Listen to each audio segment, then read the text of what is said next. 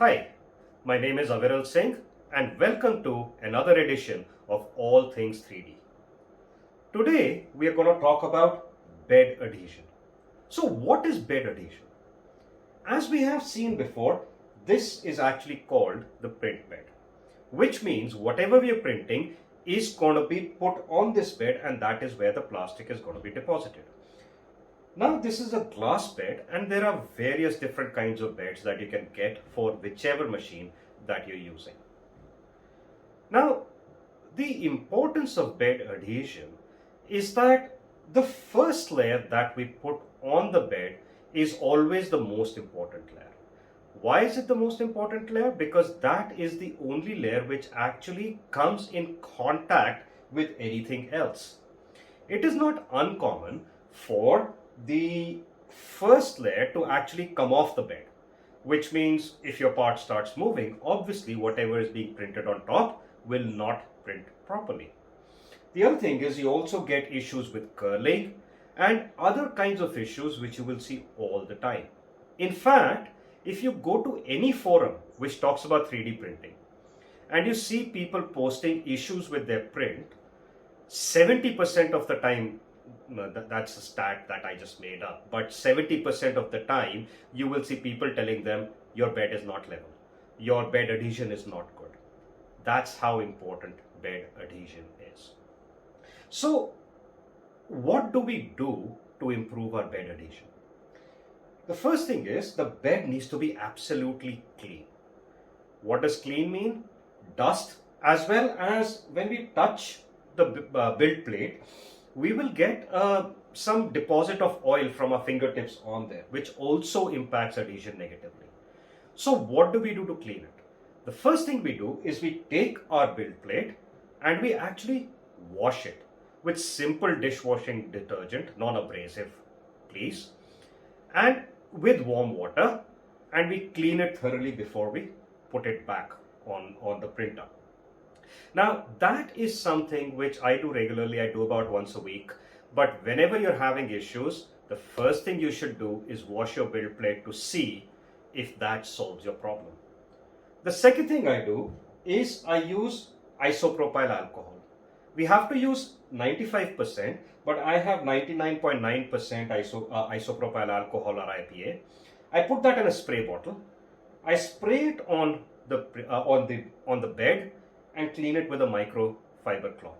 I do this before every print and I don't have any problems with adhesion, touch wood, at least till now. There are other things that you can do to increase your bed adhesion. You can use glue sticks, you can use hairspray, and I don't have it here, but you can also use painter's tape. The blue kind is the most common. The only thing you have to be careful if you're using this is that once you've put it on, make sure that there is an even layer so the whole bed is even. Now, once we've cleaned our plate, what we need to make sure is that the bed is at the right height below the nozzle. Why is that important? So, when we look at the design that we are creating, we tell it what is the layer height that we want. Now let's say that the layer height we want is 0.2 mm. So what we actually want is having the nozzle exactly 0.2 millimeter above the plate so it can lay down that layer. Actually, that's not really true. Because on the first layer, we need a little bit of squish. That means that the distance between the nozzle and the plate needs to be a little bit lesser than 0.2 millimeter. Now, I don't know about you. I really cannot see the difference between 0.2 millimeter or 0.1 millimeter or 0.15 millimeter. So there are various techniques of doing this. One of the most common techniques is a paper technique, where we use paper to actually make sure that the distance between the nozzle and the plate is correct, and we'll see that in a moment. The other thing I also want to mention is that there are small differences between, maybe small, maybe large differences between using different kinds of filament. What I talked about is most common for PLA. For ABS, we need a little bit of a lesser squish than we need for PLA, right? So you can get away with a little bit more distance in ABS. The same distance doesn't really matter and works. With PETG though, we have to be very careful. Now, while PLA and especially ABS don't want to stick to the surface, PETG loves the surface and it really wants to stick to it. So if we deposit PETG right on this glass plate, when we try to remove the print, it's actually going to take pieces of this glass with it.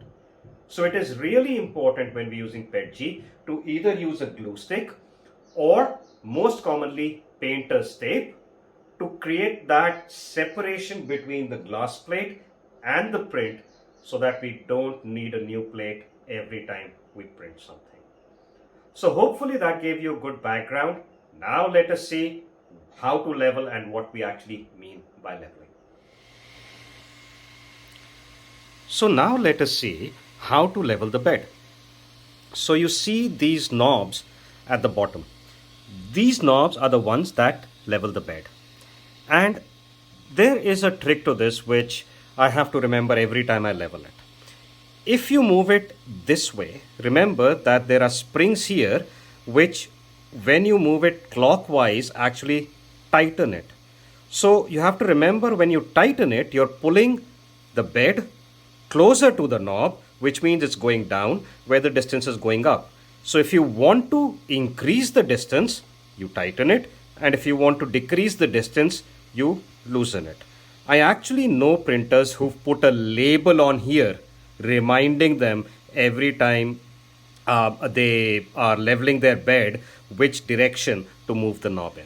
So there are 4 knobs, right? You can see 2 here. Trust me, there are 2 back there also for the 4 corners, which we will now level. One thing we need to remember is to preheat our plate to the printing temperature so that everything is in the same position that it will be when we are actually printing. So this is a program which is running, which I will link to in my comments, and you can find the same or equivalent programs for yours. So what we do is that this will come down on 4 corners and we will use paper. See, this is too loose, so we should decrease the distance until we get just a little bit friction between the paper and the nozzle when we move it. So I'm getting just that little bit of friction. Now, since there is no definition of little bit of friction, this is something that that will come with experience in terms of us understanding our printer and saying that what amount of friction really produces the best results. For me, it is when I hear some sound, but I don't really feel much on the paper and the paper is moving relatively freely. So right now I am moving things higher. The other thing is not every plate is completely uniform, especially glass plates. So what is going to happen is that there is no adjustment for the center. So my center is slightly tighter than the 4 edges are. So I have to know that and level my plate accordingly.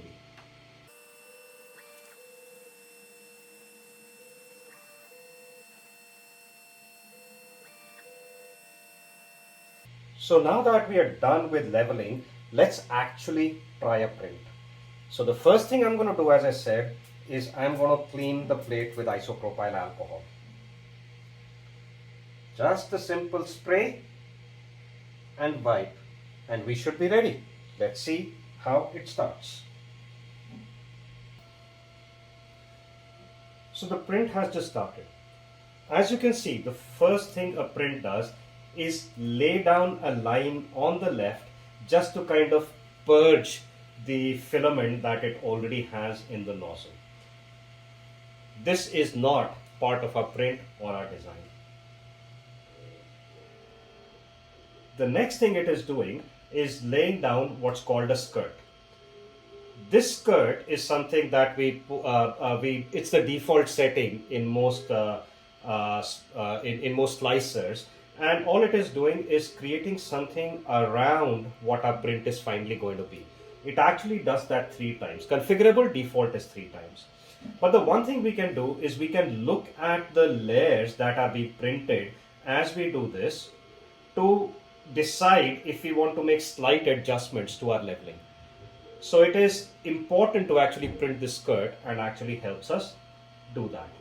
Now you see a little bit of stringing going on. That's because of the high humidity and my filament is a little wet, but it's something that works most of the time, not a big challenge.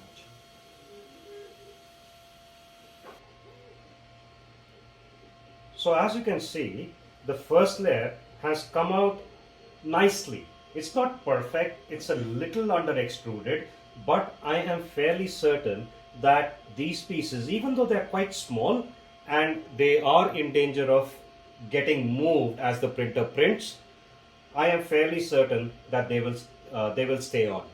In the next episode, I will show you the result of this print. So while the print continues, let's recap what we have seen today. We have seen the need for a clean build plate. We have seen how we can enhance adhesion if we really need to. We have seen how to level our plate with the nozzle, and I will actually put the link to the leveling software, a leveling program that I use, but you can find one for your own printer. The last thing I want to say is that we saw that we were making a skirt around the print. Now we have some prints which are horizontally challenged in the sense that there is not enough surface in contact with the plate, but it's going to be tall, which makes it extremely likely it will move. In that case, we can use a different setting in our slicing software called Brim or Raft. What a Brim does is a Brim will create plastic right around the edges of what you're printing, which gives it more contact with the build plate and more stability. A raft actually creates a full layer of plastic on which it builds the model. Now the negative side is that these have to be removed after the print is done. So play around with them and figure out what really works well for you and your printer.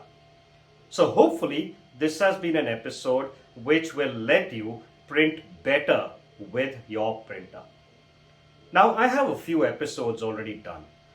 I would really like to get some feedback from you in terms of whether these episodes are helping you, any feedback on what you would like me to cover, whether the quality of the videos is getting better, because I am new at it, but I am trying to do the best I can. So any feedback on any of these topics, extremely welcome.